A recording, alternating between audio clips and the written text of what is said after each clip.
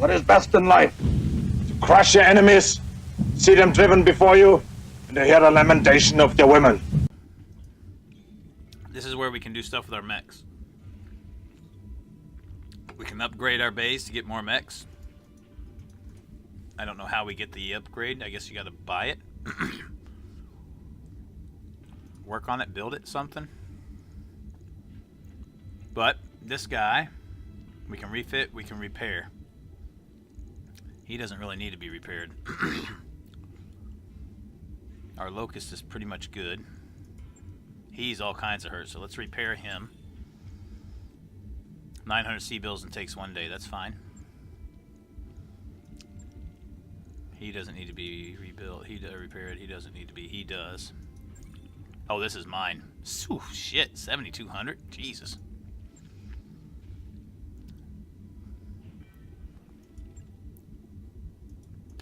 All right.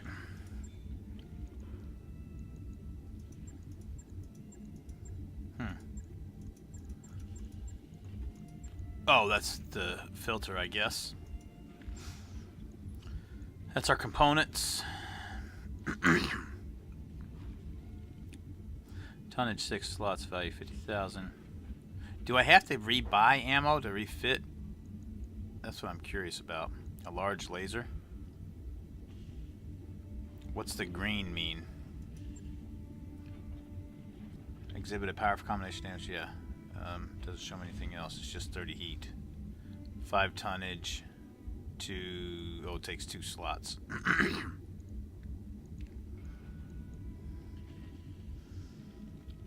Only if it gets destroyed. You have to buy the initial ammo to outfit it. After that, it just keeps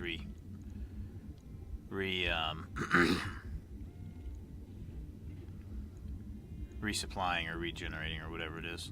It's just the slot, how much you get. Okay, so can we... How do we refit here? Let's just look and see what refitting does.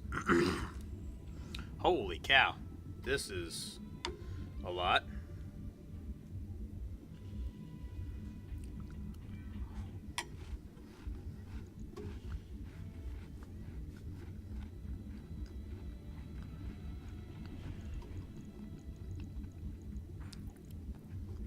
So that's what I can set in each area.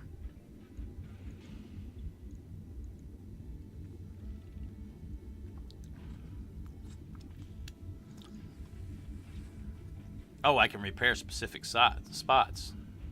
Nice. Okay. Left arm. Can I get anything in the left arm? Stock combat rule. Shadowhawk is a 2H, or is the perfect example of a jack of all trades. It supports weaponry for all ranges, has respectable speed and jump capability, and mounts decent armor. This comes at the cost of excelling at anything in particular. Nothing in particular. Can't talk all of a sudden. Alright, so if I put something else in here...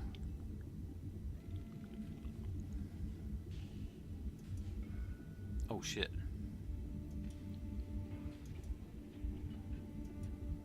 What is that? Oh, so that's... Okay, so I'm at 55 tons right now. How much is a medium laser? 1 ton. If I take that down, that gets me to... Oh, wow, that only takes down 6/10 or 6/100ths of a ton? Jesus, that sucks. That puts us overweight. I'm wondering if I could get...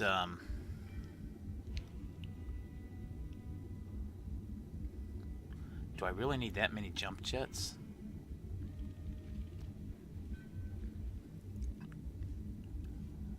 Do I really want to jump with this guy? I mean, it's nice to be able to jump.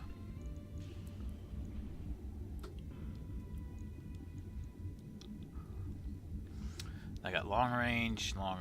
I got AC. I got a medium laser. It'd be nice if I could get another medium laser.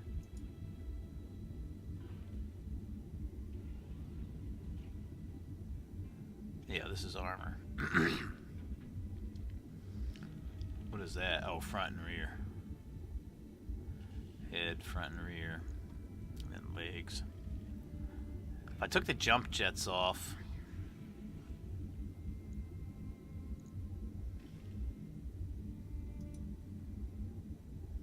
That's 0.06. I could put more armor on. You know what? I don't really want the jump jets, to be honest. Not on him. I'm not going to death from above from him. So if we do that, and then I get a... Oof, that's 5 tonnage? Jesus Christ. I get another medium laser over here. Can't add medium laser to left arm. There are no available... What? How come there's no available slots there? What? Oh, not large. Available energy hard points. Oh, you gotta have the hard point. That's right, you gotta have a hard point.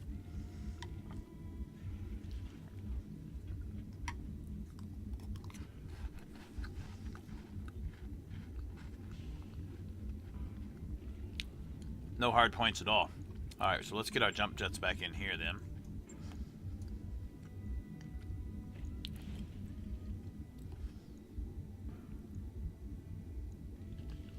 And then let's go ahead and, instead of having 3, let's take 1 out. And add a little more armor here. Oh, actually, I don't want him on my arms. I want more armor. He's maxed.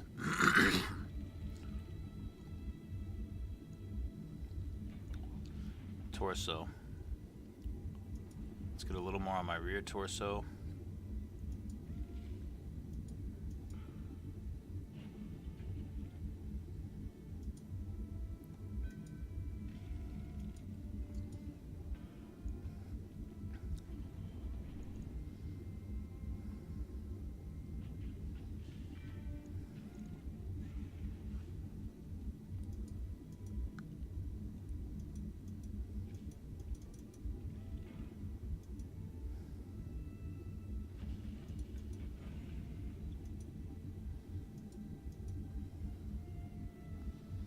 .6 remaining, so I can add 1 more. 1 more armor hit.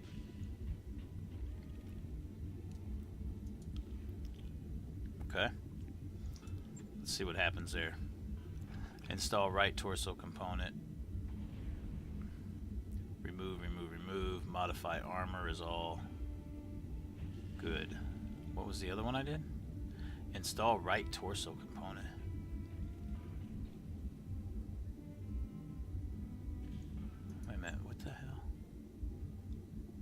Did I put that?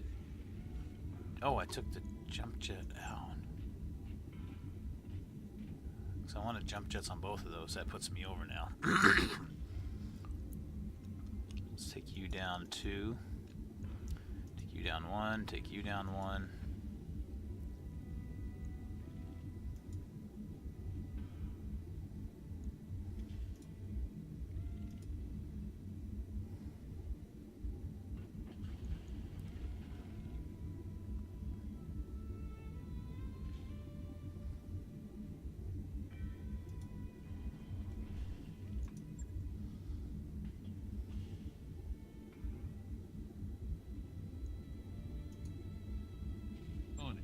I'll let you know when that's done. Alright. And then what about this guy?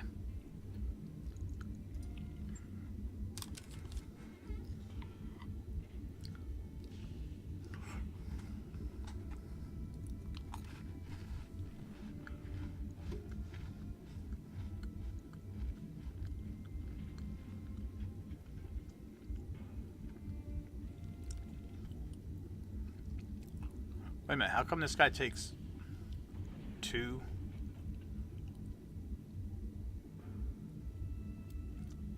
It says it only takes 1 slot. But it says I'm 0 of 2.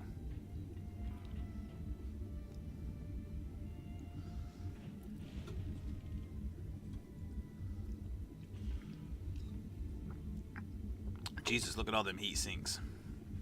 That dude's got a lot of freaking heat sinks. Holy crap.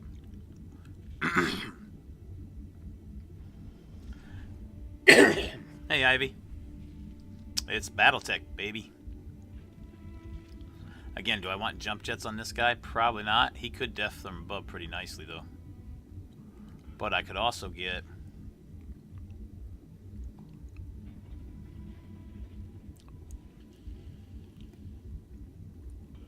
Alright, we're not going to mess with it. We're not going to mess with him. No, I just want to go back. We'll let the other guys just get outfitted and repaired. Scrap mech for C-bills? No. Send this mech to storage, removes all equipment? No.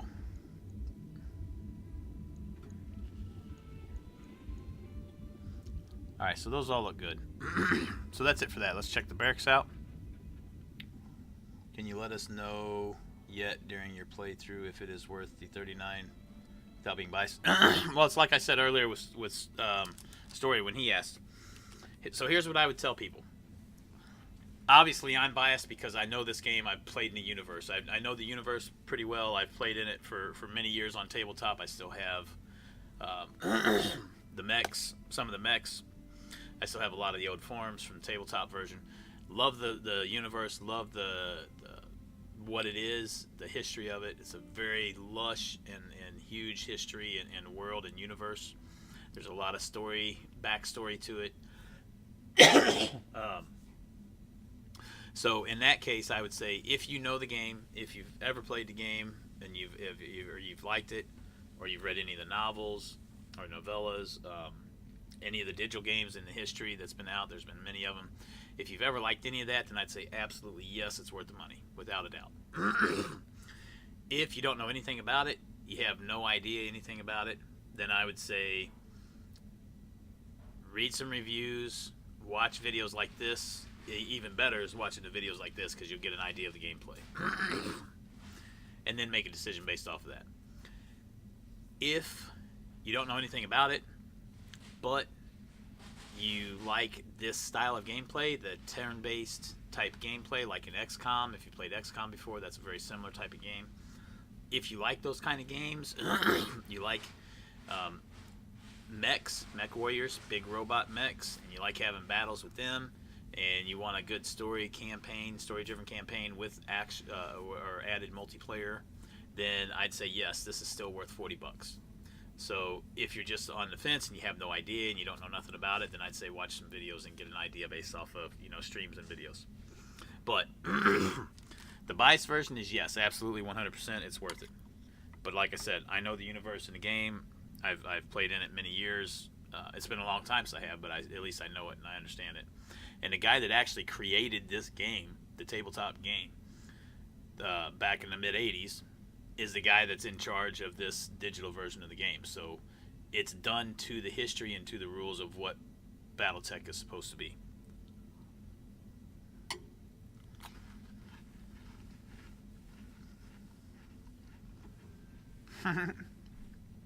I bet you would.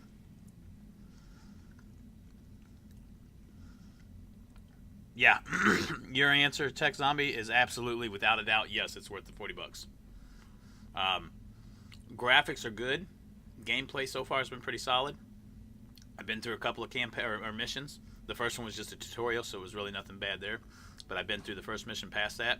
I finally got to my ship, my Leopard, and I'm basically just learning everything in the ship. The ship is basically the base for XCOM. That's where you can hire warriors, mech warriors. It's where you can do your research and repair and upgrade your ships. You deal with your financial side. So if we come in here, we actually have a whole financial report and faction reputations, and you develop your reputation based off of how you do with your missions and stuff. But you got to manage your finances and pay your bills and pay the bank for the loans and stuff like that you get. So there's a whole complete section that deals with that. Lots of good management and stuff. Financial review. There's your financial, what you're spending on everything. And you got to take missions to make money to be able to afford stuff. Build your reputation up so you can get better missions, that kind of stuff. Navigating with the star chart. Right now we can only travel in this area here, but it's going to open up where we can start traveling to all these other areas and stars and doing all kinds of crazy missions and who knows what else, right? So that's really cool. And the mech bay we were just in, so now I'm in the barracks and learning it. And I still got to do the command center and just the Leopard itself. The Leopard is where you hire other mercenaries if you lose some in battle. And you can buy new equipment to outfit on your mechs. So, yep, absolutely.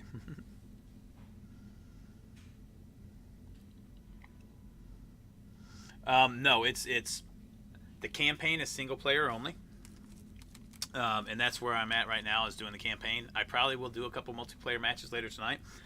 The multiplayer during the beta was only a 1v1. I think that's all the multiplayer can be. But I haven't got in and looked at it yet. I don't know if you can actually have teams of lances, or if you have one lance, but you can have, co-op amongst that lance. Like if two of us were doing it, then I would control two of the mechs and you'd control two of the mechs. Or even if we could have four guys in our team, each one of us controlling our own mech within that lance, going against four other guys within that one lance. I don't know yet. I haven't got to that point of the multiplayer. So. But I do know that during the beta it was only billed as 1v1. You control your own lance of 4 mechs, and your opponent controls his lance of 4 mechs, and you outfit them before you start the match, and then based off of the tonnage that the match is set at, and then you go from there. So there may be more to it now on full release, but I don't know yet because I haven't played with that far into it.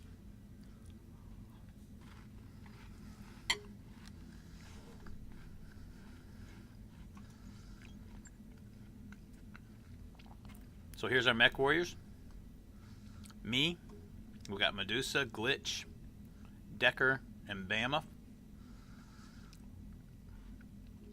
And we've got experience points, so I'm assuming we can spend those experience points to level up at some point. He's got 2,000 EXP. Oh, yeah, so he can spend EXP right now. And when you get to a certain point, you get a skill. So I could spend 1,600 XP to get Sensory Lock.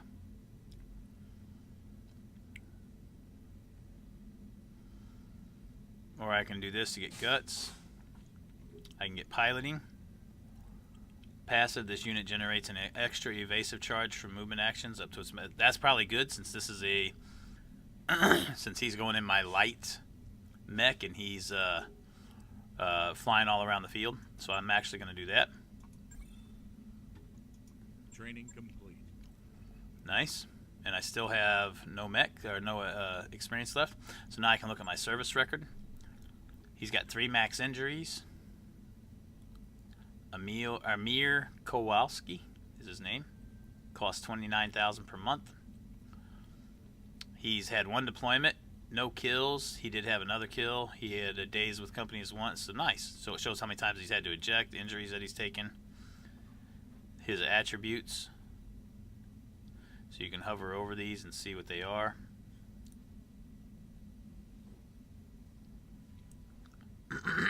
Pilots spent their childhood in an inner sphere world. He's got command experience. So he's got experience commanding a lance, a ship, or any other military unit. He's been in the military. He's an officer.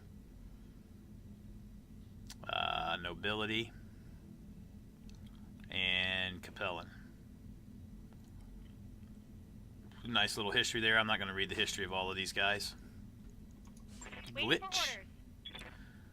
Glitch is already multi-target.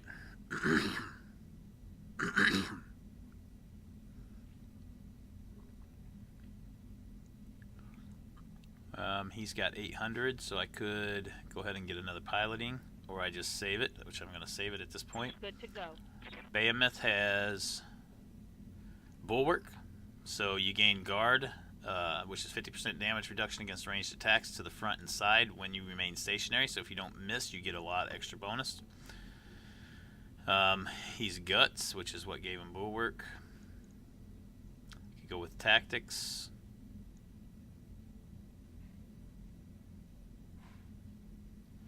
Increases the effectiveness of called shot opportunities. It also reduces the penalty for indirect fire and improves the minimum range of weaponry. Yeah, let's go ahead and upgrade our tactics. Mech warrior training complete. And then he shouldn't have... Oh, he's got 2100. Because he hasn't went yet, but how did he get experience? I guess they just come with a certain amount of standard starting experience.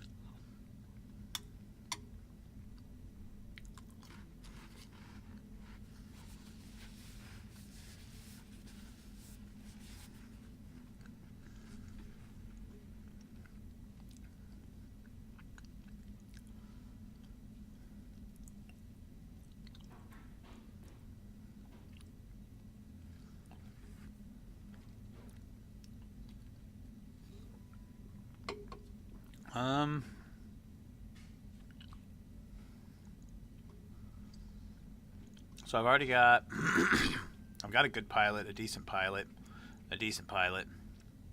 I've only got one heavy hitter with gunnery tactics. Me and him are pretty even.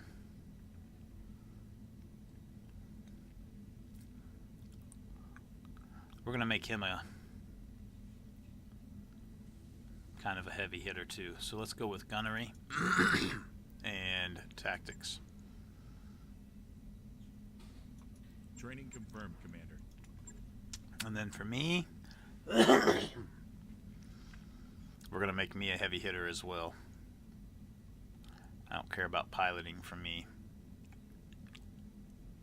Melee hit chance and base sprint distance, although it does make me move quicker.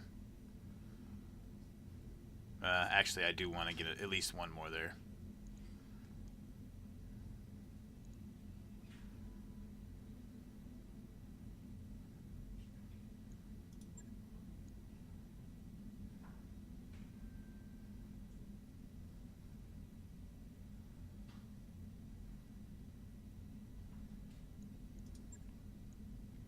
Training complete. Oh, nice. I got a health marker. Another health marker, too. Alright, so we got all our warriors trained up. What do you need? We'll come back to him. Let's look at the command center first. Available contracts. Oh, that's all it is. So this is where we can do our missions. Accept missions.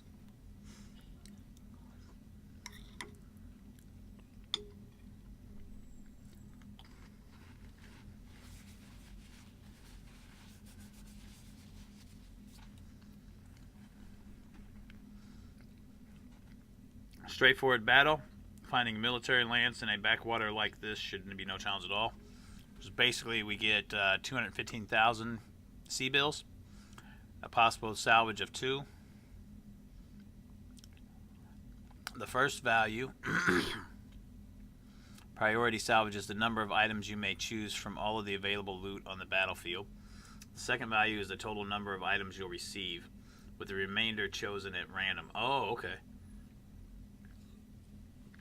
Be aware that if you destroy enemy mech chassis and equipment, those destroyed items will not be available as salvage. Nice. So we'll get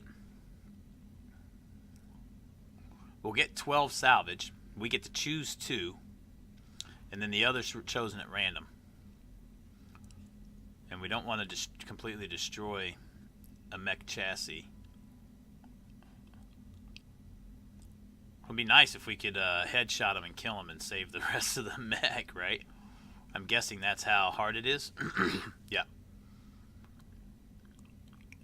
And then travel to another system included. Oh, this is a travel one, right? +8 on our reputation. It's desert. It's a battle. So we'll overheat quicker.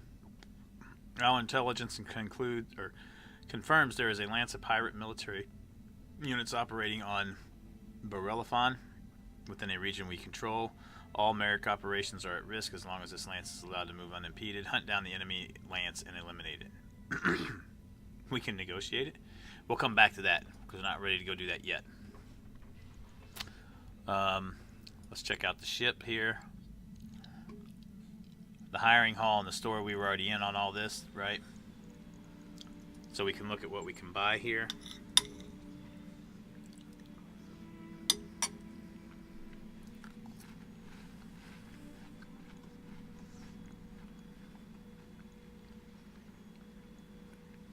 by rounds. Flamer weapons are unique in that they deal little physical damage, but instead expel superheated plasma, applying substantial heat to their target. Oh, so you can make the target overheat a lot quicker.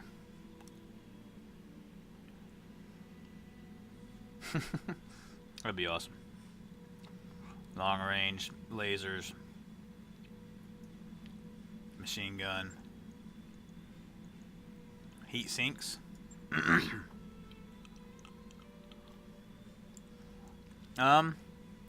Let's buy a, well, we're not gonna buy them yet. We're gonna buy some heat sinks though. It's really about all we can get here. Let's get a few heat sinks though. New equipment available.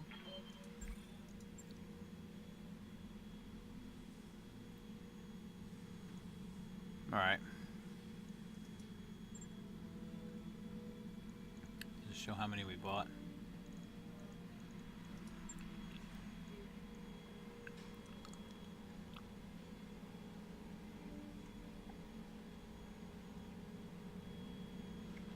Did we only get one? No, quantity available 7. So we did get, okay, so we have a few.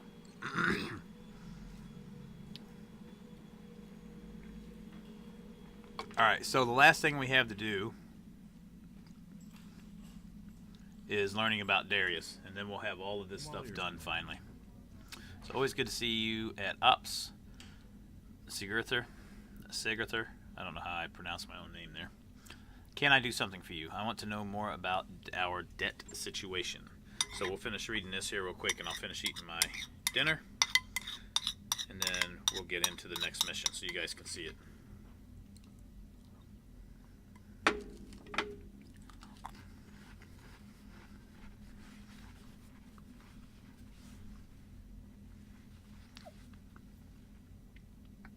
Yeah, sure, that's fair, and I'm glad you're actually taking interest.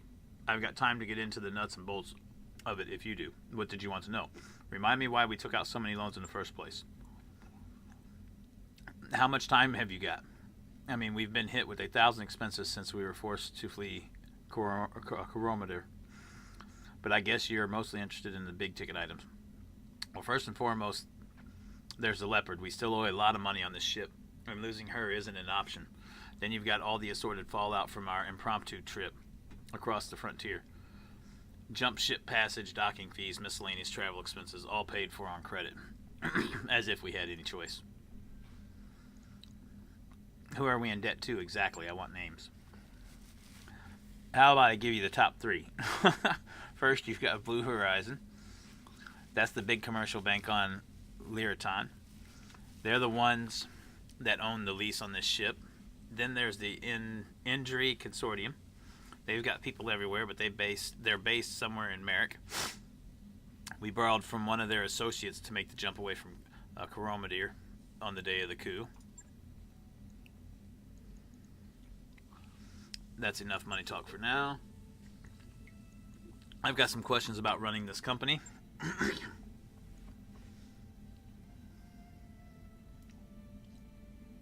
Oh, nice. Thanks for sharing that, Zeph. That's awesome. If anybody's looking to potentially buy this game, Zeph just shared a code for Green Man Gaming that gets you 22% off the game. Sure thing, Spider. I'd be happy to help. What do you need to know? So contracts. Remind me what I need to know about mercenary contracts. Outfits like ours depend on a mercenary review board to post certified contracts working for reliable employees. I say reliable, but let's face it. Most jobs come down to us doing the work that the rich and powerful can't be seen doing. Mercenaries are deniable assets. Okay. What intel do I get about a contract before I accept it? This is what we were looking at just a little bit ago. Most employees will give us enough info to understand what we're fighting and why. Some are cagier than others, but by and large they want us to succeed.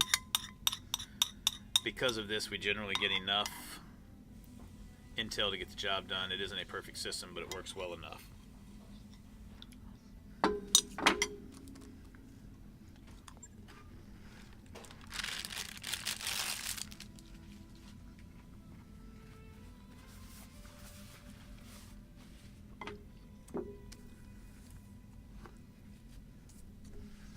There are a few key things to look for in a contract. First, you need to understand what type of mission it is. Next, you should take account of climate conditions in the area of operation.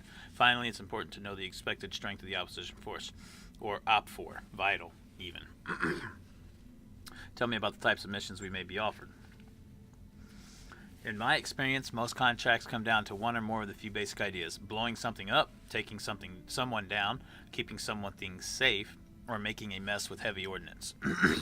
There'll be variations here and there, sure, but for the most part our jobs are going to fit into one of those categories. Giant bipedal weapon platforms aren't exactly known for their subtlety. Yeah, no shit. Tell me about climate conditions. Pretty simple, we already know about these. If you're not watching the climate conditions, you're not in full command of the battlefield. In most environments, you got to watch your mech warrior's weapon fire and jump jet use so you don't overheat. Badlands and deserts make your mechs run hotter, so you're going to want to pay careful attention when you're fighting in there. Low atmosphere non-terraform planets are worse. You'd be wise to swap out some energy weapons for ballistics weapons in those environments, or pack on some extra heat sinks. But the vacuum of lunar environments is the worst. It's counterintuitive, I know. Space is cold, right? But no atmosphere means basically no heat dispersion. And you're sitting on top of a fusion reactor. Use your jump jet sparingly or you'll be shut down in no time. All that being said, frozen environments are like heaven for our mech warriors. The heat from weapon fire and jump jets dissipates at a much quicker rate, or greater rate, and you'll have the maximum options on the battlefield. Tell me about mission difficulty. It's important to have an idea of what you'll be up against once your lance hits the ground. Unfortunately, mercenaries are often on the ass end of a mission intel, and the most we'll usually get is a rating of the enemy's overall strength. At best, a mission's difficulty rating will give us an idea of our post-mission repair bills and med bay time, or a signal that we should avoid the mission altogether until we can bring bigger guns. Alright, next one, can I withdraw from a contract? Absolutely, that's the great thing about being a merc. It isn't our fight. We're here to make money, not die for a cause. You can back out of a contract negotiation at any time with no harm done, but once we deploy onto a battlefield it gets a little trickier. If things start going sideways during a mission, you can still withdraw to save on repair bills and medbay time, but it may still cost us. If we withdraw before achieving any objectives and destroying at least one enemy, the Mercenary Review Board will rule it as a bad faith withdrawal. Not only will we not get paid, we won't get any battlefield salvage either. Plus, our reputation will suffer, both with our employer and with the MRB. That's not good. Now, if we withdraw after achieving an objective and destroying at least one enemy, then the board will rule it as a good faith withdrawal. Our pay will still be reduced, but our reputation won't take a hit, and that's important for business. Okay, good to know. Tell me about reputation. This should be pretty straightforward. Our mercenary outfit's reputation determines the quality of the contracts we're offered, the quality of the mech warriors willing to hire on with us, and the deals we get on weapons, mechs, and equipment in local stores. Most employers won't offer us the really juicy contracts until we've proven ourselves over time, but once our rep is solid, we'll get access to some high-paying gigs with opportunities for some serious battlefield salvage. Why is salvage so important? If sea bills are like blood, salvage is like food for a mercenary company, or something like that. I don't really do analogies, so let's just leave it at that. Salvage is good, and here's why. Salvage lets you replace components you've lost or upgrade your mechs to better suit your combat tactics. And if you don't end up needing the salvage you get, you can always sell it off at the nearest store. Salvage rights are a time-honored tradition in the mercenary trade, and figuring out who gets what at the end of the engagement is a vital part of our business. How do I negotiate a contract? Mercenary contract negotiation is pretty straightforward out here in the periphery. It's all based on the golden triangle: sea bills, salvage, reputation. Sea bills are the coin of the realm, so to speak. We use sea bills to pay for travel expenses, upkeep on our ship, salaries for our crew, and repairs or refits for our mechs. Sea bills keep us flying. Salvage is part of our take two. The more salvage we take off the battlefield, the fewer sea bills are deposited in our account. Oh, the fewer sea bills we ask for, the more salvage we can get. Okay, that makes sense. So if we want more salvage, we get fewer sea bills, or vice versa. Now, you may want to take less money and less salvage in order to increase our reputation with the party offering the contract. Yeah, it'll cost us now, but the investment could really pay off later down the road. All right, so we can sacrifice both for for reputation in. Alright, so that's done. Jesus, that was all in contracts. So, finances. This should be pretty easy and straightforward, though. Pretty simple, really. Every 30 days, we have to pay the crew, cover our regular operating expenses, upkeep to the mix, blah, blah, blah. So if we don't have enough C-bills to cover our operating costs at the end of the month, when our financial report comes due, we're out of business. Merc life doesn't allow for second chances. Remember that when you're ordering weapon refits and ship upgrades, make sure to reserve some to cover our monthly nut. I'm sure that this is obvious, but I'm going to ask you anyway. How can I raise the operating costs of our company? Obviously, the more mech warriors we hire, the more we got to pay.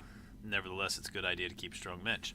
You never know when someone's going to take one in the meat and be out of action for a while.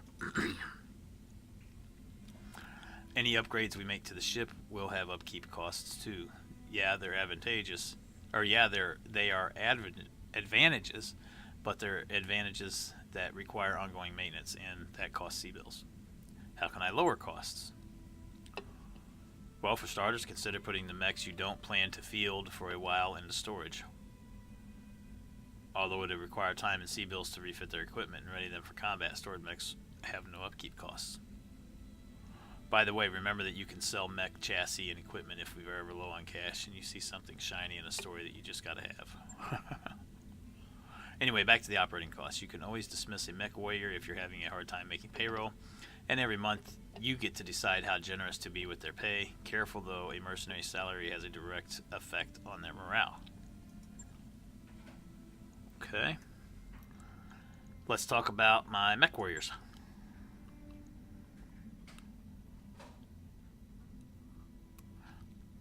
How much do I need to worry about their morale? Mercenaries aren't like members of the Royal Guard, Spider. They're in it for the paycheck, not for loyalty to some noble house. Because of this, keeping their spirits up is important.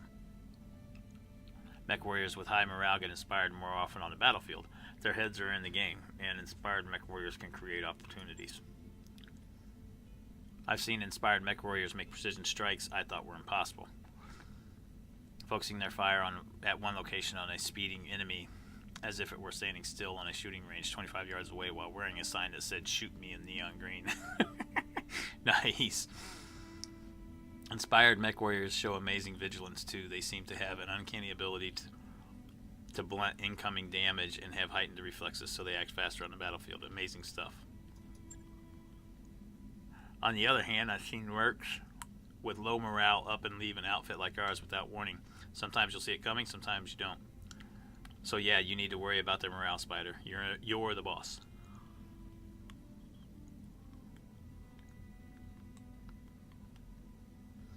What sort of control do I have over their training? That's probably what we were just doing with the experience. Yeah, you gain experience, blah, blah, blah, blah, blah. We don't need to read all that.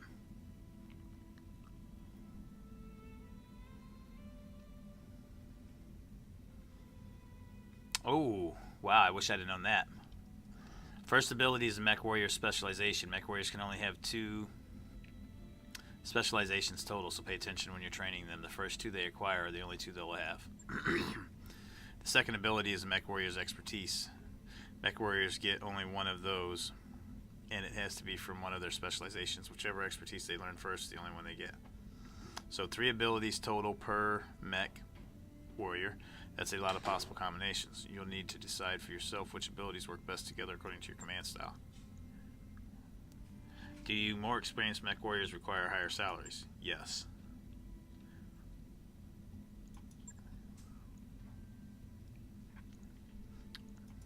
Alright, that one's done. Let's talk about, is there any general info you'd like to share?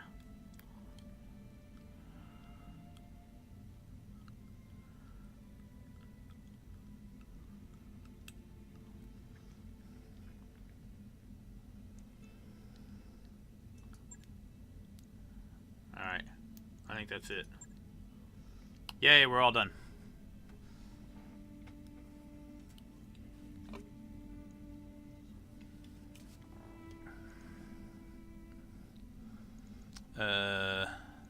Oh, no, we're not all done. We got to go over his past.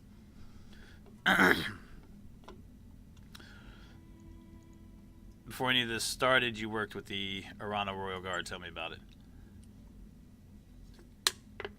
We're almost done, guys. It was more than just a deployment, it was a full campaign. High Lord Tamati gave us a job back in 19. We were supposed to be assisting the Royal Guard to round up and eliminate a pirate clan on Shaldir. Commander Markham thought it'd be easy money, turned out to be anything but. We lost a dozen mech warriors in the 3 months of that campaign, had to hose them out of their cockpits. Ugh, had to hose them out of their cockpits. Wow. That's pretty rough.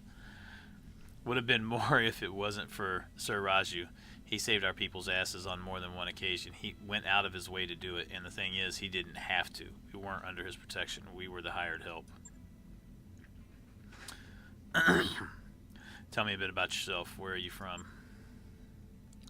I grew up in Nassau Heights. It's one of the HAB stations orbiting Artru. 30 decks of economics stratification with the corporate suits on the upper decks and everyone else crammed into the lower ones. My old man was a dockhand. We lived on deck 28, 2 levels up from the bottom, with the other station maintenance personnel. 12 hours a day, 6 days a week, my dad would load and unload cargo shuttles. Vacuum sealed Quillar and nutrient paste for people like us, and luxury goods for the suits upstairs. Quillar? A bioengineered crop that serves as the staple foodstuff in the inner sphere. Quillar looks like an ordinary grain, but grows to twice the size of Terran corn, and can be textured and flavored to mimic a wide variety of fruits, grains, and vegetables. The old man must have unloaded 1,000 cases of Castledown eel roe, plump, succulent eggs the size of melon balls. Never got to taste any, though. Any of those tins would have cost him half a year's wages. An aquatic world famed for its beauty, or bountiful, deadly oceans. Casilda's human population is clustered on volcanic island chains along the equator, while the oceans were ruled by a vast array of native predatory life forms. Castledan seafood is sold as a delicacy throughout the rimward periphery. Alright, that's it. Good. Now I think we're done. Yep. Yay. Alright, so I think right now it's contracts. Let's get this negotiated and see what's going to happen. Devinder Singh, the Free Worlds League. The Free Worlds League would like to offer you a choice contract, Commander. As a leader of a respected mercenary company, you should find the terms both fair and equitable. So I can't... I can change it here.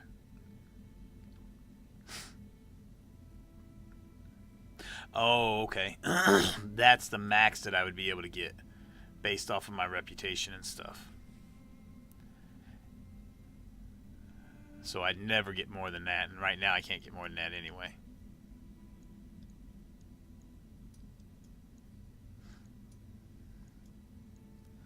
So 1 and 4.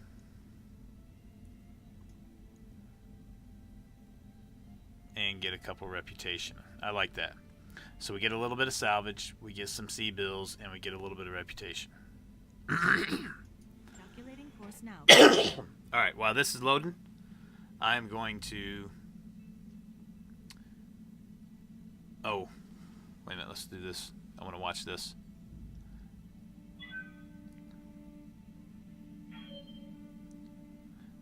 I got my guys fixed too, which is good.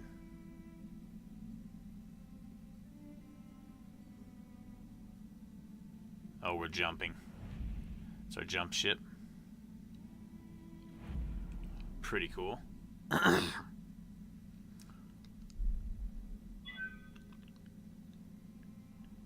Now we're heading to the planet. I wrapped up that job you asked for, Commander. We got all of our stuff outfitted and repaired. You're on the Leopard's Bridge with Samiri, Yang, and Darius for the daily staff briefing. Darius says we received 3 messages from the banks. Loan sharks, Samiri cuts in.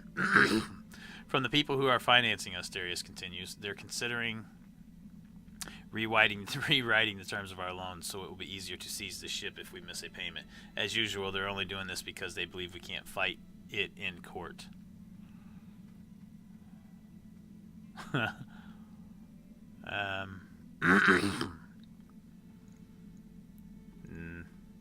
Let's just go with this route. I'll talk to them, you say, and the meeting moves on. Afterwards, you record a response. In it, you explain with much gravitas that you selected each of the banks for their prestige and reliability. You remind them of their impeccable payment history. You conclude by expressing your desire for a long and fruitful financial relationship with them, hinting that you might seek additional loans when your current ones are paid in full. A few days later, the banks contact you to say their previous messages were sent in error and should be ignored. Your company has gained the following tag: loan status fair. Nice. Company's credit is currently rated as fair by the bank's financing with Leopard, which should at least deter them from sending bounty hunters after you. Well, that's good. I'm glad I went with that and not the bottom one of inform them of their bad ways. So we're in transit still. We're almost in orbit. So let's go ahead and keep going. So that's pretty cool. It actually stops the day progression for stuff like that happens. So this is really a whole lot like XCOM. Right? Because you have the stuff you can do, and then you have the days that keep passing while stuff happens, and you can stop that day progression to look at stuff and manage stuff, and you go from mission to mission. So it's really a lot like XCOM. We've arrived at Barelafon, Commander, ready to proceed with our current contract. Proceed. And, yep, we do our loadouts. So we have our Lance. I don't think there's going to be any tonnage restrictions here. So we're going to go with this Shadowhawk. We're going to go with him. We're going to go with my Blackjack. And we're going to go with the Spider. And the Blackjack is mine. The Spider is Decker's.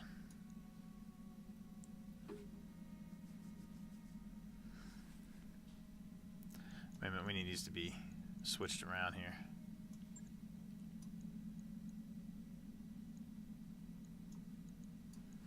And then Behemoth was the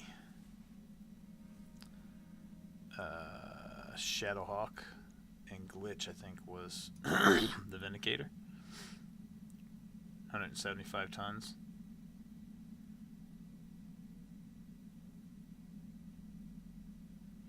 So drop tonnage, you could have a higher drop tonnage recommended depending on the difficulty rating. I'm assuming because this is a half skull, that means I have to have just a half bar of tonnage.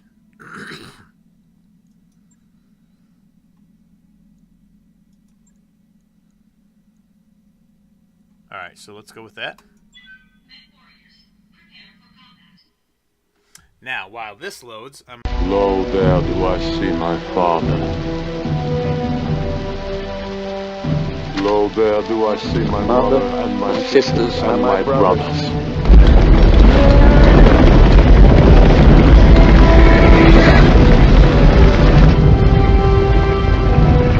Lo there do I see the line of my people, back to the beginning. Lo, they do call to me. They bid me take my place among them.